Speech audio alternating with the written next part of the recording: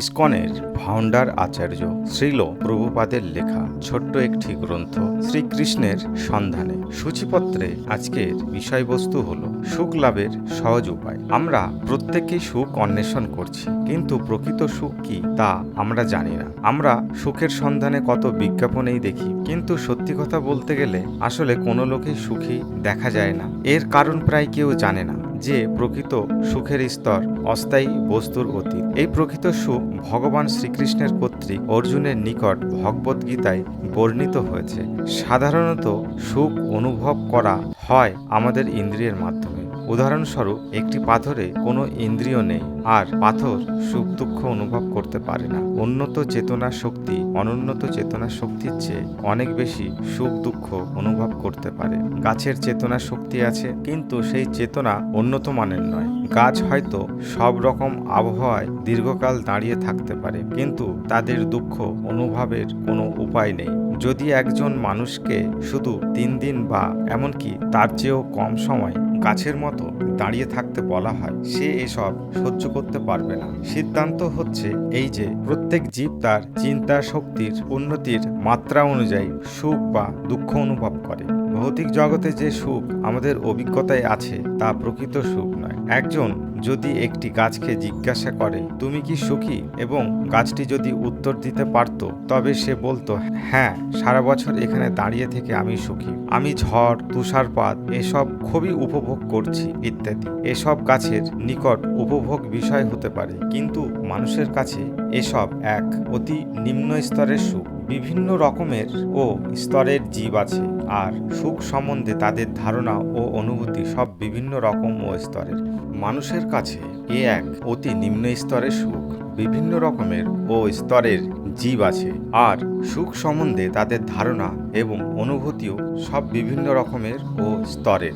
যদিও একটি পশু দেখতে পায় যে আর একটি পশু জবাই হচ্ছে, তবুও সে ঘাস খেতে থাকবে, কারণ তার এ জ্ঞান নেই যে সে পরবর্তী সময়ে জবাই হবে। এইভাবে বিভিন্ন মাত্রা অনুসারে সুখ আছে। তথাপি সব সুখের মধ্যেই সবচেয়ে শ্রেষ্ঠ সুখ কি? শ্রীকৃষ্ণ অর্জুনকে বলেছেন গীতার 6ষ্ঠ অধ্যায়ের 21 নম্বর শ্লোকে, সুখো মতান্তিকম ইয়দ্দৎ বুদ্ধি গ্রাহমতীন্দ্রিয়ম বেতি যত্র ন চৈবায়ম স্থিতিশ্চলতি তত্ত্বতঃ। এই ওই সমাধিস্থ অবস্থায় একজন অপ্রাকৃত ইন্দ্রিয়ের দ্বারা অফুরন্ত সুখ ও আনন্দ উপভোগ করে। এইভাবে প্রতিষ্ঠিত হয়ে সে সত্য থেকে বিচ্যুত হয় না। বুদ্ধিমান মানেই বোধ শক্তি। যদি কেউ ভোগ করতে চায়, তবে তাকে বুদ্ধিমান হতে হবে। পশুদের প্রকৃতপক্ষে উন্নত বুদ্ধি নেই, আর তাই তারা একজন মানুষের মতো জীবন উপভোগ করতে পারে না। হাত, নাক, চোখ ও অন্যান্য ইন্দ্রিয় ও দেহের অন্যান্য সব অংশ মৃতদেহ থাকার সত্ত্বেও কিন্তু সে উপভোগ করতে পারে না। কেন পারে না? উপভোগকারী শক্তি চিৎকণা দেহ ত্যাগ করেছে, এবং সেই কারণে দেহ শক্তিহীন। সামান্য বুদ্ধি দিয়ে একজন এ বিষয়ে আরো দৃষ্টিপাত করলে সে বুঝতে পারে যে উপভোগ করছি সে এই দেহ নয়, আদৌ পরম অন্তঃস্থিত ক্ষুদ্র চিৎকণা। যদিও একজন ভাবতে পারে যে দৈহিক ইন্দ্রিয়ের দ্বারা সে উপভোগ করছে, কিন্তু প্রকৃত ভোক্তা ও উপভোগকারী হচ্ছে সেই চিৎকণা। সেই চিৎকণার সবসময় ভোগ করার শক্তি আছে, কিন্তু ভৌতিক দেহ দ্বারা অপ্রাকৃত থাকায় তা সবসময় ব্যক্ত নয়, যদিও আমরা এর অস্তিত্ব অনুভব করিনি। এই চিৎকণার অস্তিত্ব ছাড়া দেহের পক্ষে ভোগ করা সম্ভব নয়। যদিও একজন লোককে এক সুন্দরী স্ত্রীলোকের মৃতদেহ প্রদান করা হয়, সে কি তা গ্রহণ করবে? না, কারণ চিৎকণা দেহ ত্যাগ করেছে। দেহের ভিতর থেকে সে শুধু উপভোগ করছিল না, দেহের প্রতিপালনও করছিল। যখন সেই চিৎকণা দেহ ত্যাগ করে, তখন দেহটি সহজেই ক্ষয়প্রাপ্ত হয়। এই থেকে এই সিদ্ধান্ত আসা যায় যে যদি চিৎকণা ভোগ করছে, তাহলে এর ইন্দ্রিয় আছে, তা না হলে এ ভোগ করে কিভাবে? বেদে দৃঢ়ভাবে জানা হয়েছে যে জীবাত্মার আকার আণবিক হলেও জীবাত্মাই প্রকৃত ভোক্তা। আত্মার পরিমাপ করা যায় না, কিন্তু তা বলে বলা যায় না যে আত্মা অপরিমেয়। আপাতত দৃষ্টিতে কোনো বস্তুকে বিন্দুচ্ছে বড় না দেখাতে পারে, আর এর দৈর্ঘ্য বা প্রস্থ নেই মনে হতে পারে, কিন্তু অনুবীক্ষণ যন্ত্রর সাহায্যে দেখলে আমরা দেখি এর দৈর্ঘ্য ও প্রস্থ উভয়ই আছে। সেই রকম আত্মারও আয়তন আছে, কিন্তু আমরা তা অনুভব করতে পারি না। যখন আমরা কোনো পোশাক কিনি তা দেহের মাপ অনুযায়ী তৈরি হয়। চিৎকণার নিশ্চয়ই আকার আছে, তা না হলে কিভাবে জড়দেহ আত্মার বাসস্থান হয়? এই থেকে সিদ্ধান্ত করা যায় যে আত্মা নির্বিশেষ নয়, এ আসলে একজন ব্যক্তি। ভগবান প্রকৃত ব্যক্তি, আর চিৎকণা তার এক ভগ্নাংশ হওয়ায় সেও একজন ব্যক্তি। পিতা যদি একজন ব্যক্তি হয় ও তার আত্মা স্বতন্ত্র থাকে, পুত্রেরও তা আছে। আর যদি পুত্রের তা থাকে, আমরা এই সিদ্ধান্তে আসতে পারি যে পিতারও তা আছে। সুতরাং ভগবানের সন্তান হয়ে এটি আমাদের পক্ষে কি করে সম্ভব যে আমাদের নিজেদের ব্যক্তি ও স্বতন্ত্র স্বীকার করব, অথচ সেই সঙ্গে আমাদের পরমপিতা পরমেশ্বর ভগবানের ব্যক্তিত্ব ও আত্মা স্বতন্ত্র স্বীকার করবে না? অতীন্দ্রিয়ম এর অর্থ এই যে যথার্থ সুখ অনুভব করার আগে আমাদের জড় ইন্দ্রিয়ের অতীত হতে হবে। রমন্তে যোগী হন্তান্তে সত্যানন্দ চিদাত্মানি। আধ্যাত্ম জীবন লাভের সচেষ্ট যোগীরাও অন্তর্যামী পরমাত্মাকে একাগ্র মনে ধ্যান করে সুখ উপভোগ করছে। সুখানুভব না হলে, আনন্দ অনুভব না হলে ইন্দ্রিয় সংযমের জন্য এত কষ্ট করা দরকার কি? যদি যোগীরা এতই কষ্ট স্বীকার করে, তাহলে কি ধরনের সুখ তারা অনুভব করছে? সে সুখ অনন্ত, তার শেষ নেই। কি রকম করে? আত্মা সনাতন আর পরম প্রভু সনাতন। যথার্থ বুদ্ধিমান ব্যক্তি ভৌতিক দেহ চপল ইন্দ্রিয় সুখ থেকে বিতাড়িত হয়ে আধ্যাত্ম জীবন সুখ মনোনিবেশ করবে। পরমপ্রভুর সাথে আত্মা জীবনে তার অংশগ্রহণের রাসলীলা বলে। আমরা প্রায় বৃন্দাবনে গোপীদের সাথে কৃষ্ণের রাসলীলার কথা শুনি। সেই রাসলীলা ভৌতিক দেহের মধ্যে অনুষ্ঠিত সাধারণ আদান প্রদানের মতো নয়, বরং তা চিন্ময় দেহের মাধ্যমে ভাবের এক আদান প্রদান। এ বুঝতে হলে একজনকে কিছুটা বুদ্ধিমান হতে হবে। একজন মূর্খ ব্যক্তি প্রকৃত সুখ কি তা উপলব্ধি করেনি। সে এই ভৌতিক জগতের সুখের অন্বেষণ করে। ভারতবর্ষে একজন লোক সম্বন্ধে এক গল্প আছে। সে জানত না আখ কি, আর তাকে বলা হয়েছিল এ চিবোতে খুব মিষ্টি। ও এ দেখতে কেমন? সে জিজ্ঞাসা করেছিল, এ দেখতে ঠিক একটি বাঁশের লাঠির মতো। একজন বলেছিল, তাই মূর্খ লোকটি সব রকমের বাঁশের লাঠি চুষতে শুরু করেছিল। সে আখের মিষ্টতা কি করে আস্বাদন করবে, সে রকমের আমরা আনন্দ ও সুখ লাভের চেষ্টা করছি, কিন্তু তা লাভের চেষ্টা করছি এই ভৌতিক দেহটি চুষে। তাই কোনো আনন্দ নেই, আর কোনো সুখ নেই। কিছুক্ষণের জন্য হয়তো কিছু সুখানুভব হতে পারে, কিন্তু প্রকৃত সুখ নয়, কারণ তা অস্থায়ী। এই সুখ বিদ্যুতালোকের মতো, যা আমরা আকাশে আলোকিত হতে দেখি, যা ক্ষণিকের জন্য বিদ্যুতের মতো মনে হয়, কিন্তু প্রকৃত বিদ্যুৎ তা অনেক দূরে। কারণ যে মানুষ প্রকৃতপক্ষে সুখ কি তা জানে না, সে প্রকৃত সুখের পথ থেকে বিপথে চলে যায়। এই কৃষ্ণ ভাবনামৃতের পদ্ধতি হচ্ছে প্রকৃত সুখ লাভের উপায়। কৃষ্ণানুশীলনের দ্বারা ক্রমশ আমাদের প্রকৃত বুদ্ধির বিকাশ করতে পারি এবং পারমার্থিক উন্নতির সঙ্গে সঙ্গে স্বাভাবিকভাবে আমরা চিন্ময় সুখ আস্বাদন করি, উপভোগ করতে পারি। যে মাত্রই আমরা চিন্ময় সুখ আস্বাদন আরম্ভ করি, সঙ্গে সঙ্গে আমরা সব পরিমাণে পার্থিব সুখ ত্যাগ করব। যখন আমরা পরম তত্ত্ব উপলব্ধির পথে অগ্রসর হব, স্বাভাবিকভাবে মিথ্যা সুখের প্রতি আমাদের বৈরাগ্য আসবে। যে কোনো উপায় হোক, কেউ যদি একবার কৃষ্ণ ভক্তির স্তরে উন্নতি লাভ করে, তার ফলে কি হবে? গীতার 6ষ্ঠ অধ্যায়ের 22 নম্বর শ্লোকে বলা হয়েছে, ইয়ম লব্ধা চাপরম লাভম মন্নতে নাধিকম ততঃ ইয়াস্মিন স্থিতো ন দুঃখেন গুরু নাপি বিচালতে।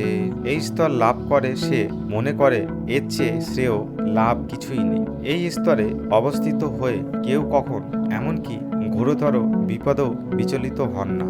যখন এই স্তর লাভ হয়, তখন অন্যান্য ব্যাপ্তি সকল নিরন্তর তুচ্ছ মনে হয়। এই ভৌতিক জগতে কত রকমের বস্তুই আমরা অর্জনের চেষ্টা করছি, অর্থ, নারী, যশ, সৌন্দর্য, জ্ঞান ইত্যাদি, কিন্তু যে মাত্রই আমরা কৃষ্ণ ভাবনায় অধিষ্ঠিত হই তখন আমরা ভাবি, ও এ অপেক্ষা আর কোনো প্রাপ্তি শ্রেয় নয়। কৃষ্ণ ভাবনামৃত এতই শক্তিশালী যে এর সামান্যতম আস্বাদন করে একজন ঘোরতর বিপদ থেকে রক্ষা হতে পারে। কেউ কৃষ্ণ ভক্তির রস আস্বাদন করতে শুরু করলে তখন অন্যান্য তথাকথিত উপভোগ ও প্রাপ্তি তার কাছে নীরস ও অরুচিকর বলে মনে হতে শুরু করে। আর কেউ যদি দৃঢ়ভাবে কৃষ্ণ ভাবনায় স্থিতি লাভ করে তখন ঘোরতম বিপদও তাকে বিচলিত করতে পারে না। জীবন কত বিপদ সংকুল, কারণ ভৌতিক জগৎটাই একটা বিপজ্জনক স্থান। এ বিষয়ে আমরা উপেক্ষা করার চেষ্টা করি, কিন্তু যেহেতু আমরা মূর্খ তাই এ বিপদের সাথে সামঞ্জস্য করে থাকার চেষ্টা করি। আমাদের জীবনে অনেক বিপদপন্ন মুহূর্ত থাকতে পারে, কিন্তু আমরা যদি কৃষ্ণ ভাবনায় শিক্ষাপ্রাপ্ত হয়ে ভগবত দর্শন লাভ করে ভগবত ধামে ফিরে যাওয়ার জন্য প্রস্তুত হই, তবে আমরা সেসব গ্রাহ্য করব না। তখন আমাদের মনোভাব হবে বিপদ আসে আর চলে যায়, যখন তা ঘটুক না। যতক্ষণ পর্যন্ত একজন জড়বাদী স্তরে অবস্থিত হয়ে নিজেকে নশ্বর উপাদানে গঠিত স্থূল দেহ বলে পরিচয় দেয়, ততক্ষণ পর্যন্ত এই রকমের সামঞ্জস্য বিধান করা অত্যন্ত কঠিন। কিন্তু যখন একজন কৃষ্ণ ভাবনায় উন্নতি লাভ করে ততই সে দৈহিক উপাধি ও ভৌতিক বন্ধন থেকে নিমুক্ত হয়। শ্রীমদ্ ভগবতে ভৌতিক জগৎকে এক মহাসাগরের সাথে তুলনা করা হয়েছে। এই ভৌতিক ব্রহ্মাণ্ডে কোটি কোটি গ্রহ মহাশূন্যে ভাসছে এবং আমরা কল্পনা করতে পারি এই সকল ব্রহ্মাণ্ডে তাহলে কত কত আটলান্টিক মহাসাগর ও প্রশান্ত মহাসাগর আছে। বস্তুত সমগ্র ভৌতিক ব্রহ্মাণ্ডকে দুঃখের এক মহাসাগর, জন্ম মৃত্যু এক মহাসাগরের সাথে তুলনা করা হয়েছে। এই অবিদ্যার মহাসিন্ধু পার হতে হলে এক মজবুত নৌকার দরকার, আর সেই মজবুত নৌকা হলো কৃষ্ণের চরণ কমল। আমাদের এক্ষুনি ওই নৌকায় চড়া উচিত। কৃষ্ণের চরণ খুব ছোট ভেবে আমাদের দ্বিধা করা উচিত নয়। সমগ্র ব্রহ্মাণ্ড শুধু তার চরণে আশ্রয় নিয়েছে, কারণ বলা হয়েছে যে যে তার চরণে আশ্রয় নেয় জড় ব্রহ্মাণ্ড তার কাছে গরুর বাছুরের খুরের ছাপের সৃষ্টি করা ছোট জলাশয়ের চেয়ে গুরুত্বপূর্ণ বলে মনে হয় না। নিশ্চয় সেই রকম একটা ছোট জলাশয় পার হতে কোনো অসুবিধা নেই। গীতার 6ষ্ঠ অধ্যায় 23 নম্বর শ্লোকে বলা হয়েছে, তম বিদ্যা দুঃখ ভসম যোগ সঙ্গীতম। বাস্তবিক ভৌতিক সংস্পর্শজাত সব দুঃখ থেকে এইটি হচ্ছে যথার্থ মুক্তি। অসংযত ইন্দ্রিয়ের তাড়নায় আমরা এই ভৌতিক জগতের বন্ধনে জড়িত। যোগ অভ্যাসের পন্থার উদ্দেশ্য হচ্ছে ইন্দ্রগুলিকে দমন করা। যদি কোনো উপায় আমরা ইন্দ্রগুলিকে সংযম করতে সমর্থ হই, তাহলে আমরা যথার্থ চিন্ময় সুখ লাভের আশা করতে পারি ও আমাদের জীবন যথার্থ সার্থক করতে পারি। গীতার 6ষ্ঠ অধ্যায় 24 ও 26 নম্বর শ্লোকে বলা হয়েছে, স্বনিশ্চয়ন যক্তভ্য যোগ নিবর্ণ চেতসা সংকল্প প্রবান কামস্থ ত্যক্তা সর্বানশতে মনসৈবেন্দ্রিয়াক্রায়ম বিনিয়ম সমন্তঃ সৈন্য রূপ মেদ বুদ্ধ ধৃতি গৃহীতয়া সংস্থ মনোকৃত্য ন কিঞ্চিদপি চিন্তয়ত যত নিশ্চলতি মনশ্চঞ্চলমস্থিরম ততস্তত নিয়মই এতদা আত্মনেবম বশম নয়েত। অন্যান্য চিত্ত ও অনন্য চিত্ত ও বিশ্বাসযুক্ত হয়ে যোগ সাধনায় ব্রতী হওয়া উচিত। তাছাড়াও মিথ্যা অহংকারজাত সকল পার্থিব কামনা ত্যাগ করে যদি সকল দিক থেকে সকল ইন্দ্রিয়কে মনের সাহায্যে সংযত করা উচিত। ক্রমশ পূর্ণ বিশ্বাস বুদ্ধির দ্বারা ধাপে ধাপে সমাধিস্থ হওয়া উচিত। আর এইভাবে মন বুদ্ধি আত্মাতেই নিবিষ্ট হবে ও অন্যান্য কিছু চিন্তা করবে না। চঞ্চল ও অস্থির স্বভাবের জন্য মন যেখানেই যাক ও যাই চিন্তা করুক না, তৎক্ষণাৎ মনকে সংযত করে আত্মার অধীনে আনতে হবে। মন সবসময় চঞ্চল। এই মন এক সময় যায় এক পথে আর এক সময় যায় অন্য পথে। যোগ সাধনার দ্বারা সোজাসুজিভাবে আমরা মনকে কৃষ্ণ ভাবনায় আকর্ষণ করি। মন কৃষ্ণ ভাবনা থেকে বিপদগামী হয়ে অন্য কত বাহ্য বস্তুতে ঘুরে বেড়ায়, কারণ স্মরণাতীত কাল থেকে জন্ম জন্মান্তর ধরে এই আমাদের অভ্যাস। এই জন্যে কৃষ্ণ চেতনায় মনকে দৃঢ়বদ্ধ করার জন্যে প্রথমে অত্যন্ত অসুবিধা হতে পারে, কিন্তু অচিরেই সেই অসুবিধা দূর হয়ে যাবে। যেহেতু মন চঞ্চল ও কৃষ্ণের অর্পিত নয়, তাই এই মন এক ভাবনা থেকে অন্য ভাবনায় ঘুরে বেড়ায়। যেমন আমরা যখন কাজে ব্যস্ত থাকি, আপাতত দৃষ্টিতে কোনো কারণ ছাড়াই 10, 20, 30 বা 40 বছরের ঘটনা স্মৃতিতে আমাদের মনে এসে পড়ে। এই চিন্তা আমাদের অবচেতন মন থেকে আসে, আর যেহেতু তা সবসময় উদিত হয়, মন তাই সবসময় উত্তেজিত। যদি আমরা কোনো পুকুরের বা সরোবরের তরঙ্গ সৃষ্টি করি, তলদেশ থেকে সমস্ত কাদা উপরে উঠে আসে। সেই রকম যখন মন উত্তোলিত হয়, বছরের পর বছর সঞ্চিত কত চিন্তা অচেতন মন থেকে জেগে ওঠে। আমরা যদি একটি পুকুরের তরঙ্গ সৃষ্টি না করি, তবে কাদা তলায় পড়ে থাকে। এই যোগ সাধনার উদ্দেশ্য মনকে শান্ত করা ও সমগ্র চিন্তা ভাবনাকে একত্রীভূত করা। এই জন্যে মনকে উত্তেজনার হাত থেকে রক্ষা করার জন্যে বহু নিয়মকানুন পালন করতে হয়। যদি আমরা নিয়মকানুন পালন করি, ক্রমশ মন বশীভূত হবে। কত নিষেধ আছে, কত পালনীয় আছে। আমরা যে আন্তরিকভাবে মনকে শিক্ষিত করতে চাই, তাকে ওই নিয়মগুলি পালন করতে হবে। যদি সে খেয়াল খুশি অনুযায়ী কাজ করে, তাহলে মনকে বশীভূত করা সম্ভব কোথায়? অবশেষে মনকে যখন এমনভাবে শিক্ষিত করা হবে যে তা শুধু কৃষ্ণ কথাই ভাববে, অন্য কিছু চিন্তা করবে না, তখন মন শান্তি লাভ করবে ও অতিশয় প্রশান্ত হবে। শ্রীমদ্ ভগবতের গীতার 6ষ্ঠ অধ্যায়ে 27 নম্বর শ্লোকে বলা হয়েছে, প্রশান্ত মনসং হেয়ং যোগিনাং সুখমুত্তম উপতি শান্তরজসম ব্রহ্মভূতমকলসম। মদগত চিত্ত যোগী যথার্থ সর্বোচ্চ সুখ লাভ করে। ব্রহ্মভূত হয়ে যে মুক্তি লাভ করে, তার মন শান্ত, তার কামনা স্থির, আর সে সকল পাপ থেকে মুক্ত। মন সবসময় সুখের বিষয়ে কল্পনা করছে। আমি সবসময় ভাবছি এ আমাকে সুখী করবে, অথবা ও আমাকে সুখী করবে। সুখ এখানে, সুখ ওখানে। এইভাবেই মন আমাদের যেখানে সেখানে ও সব জায়গাতেই নিয়ে যাচ্ছে। আমরা যেন এক লাগামহীন ঘোড়ার পেছনে রথে চলে যাচ্ছি। আমরা কোথায় যাচ্ছি তার উপর আমাদের কোনো ক্ষমতা নেই, কিন্তু ভয়ে কেবল বসে থেকে অসহায়ভাবে তাকিয়ে থাকতে পারি। কিন্তু যেই আমাদের মন কৃষ্ণ ভাবনার নিয়োজিত হয়, বিশেষত হরে কৃষ্ণ কৃষ্ণ কৃষ্ণ হরে হরে, হরে রাম রাম রাম হরে হরে কীর্তন দ্বারা এই উন্মত্ত ঘোড়ার মতো আমাদের মন ধীরে ধীরে বশীভূত হয়। এই অস্থায়ী ভৌতিক জগতে বৃথা সুখের অন্বেষণে চঞ্চল ও অবাধ্য মনকে এক বস্তু থেকে আর এক বস্তুতে আমাদের আকর্ষণ করা থেকে রক্ষা করা আমাদের জীবনের প্রতিটি মুহূর্তকে অবশ্যই কৃষ্ণ ভাবনায় নিয়োজিত করতে হবে। গীতার 6ষ্ঠ অধ্যায়ে 28 নম্বর শ্লোকে বলা হয়েছে, যজ্ঞনেবং সদা আত্ময়ম যোগী বিগত কলমশ সুখেন ব্রহ্ম সংস্পর্শম অনন্তম সুখমশ্নুতে। সর্বদা আত্মতত্ত্ব চিন্তায় নিমগ্ন কুলস মুক্ত যোগী পরম চেতনার সংস্পর্শে চরম সুখ লাভ করে। যে কৃষ্ণাগত প্রাণ কৃষ্ণ প্রতিপালক হিসাবে তার সেবা করে। যখন কেউ অসুবিধায় পড়ে, তার প্রতিপালক তখন তাকে রক্ষা করে।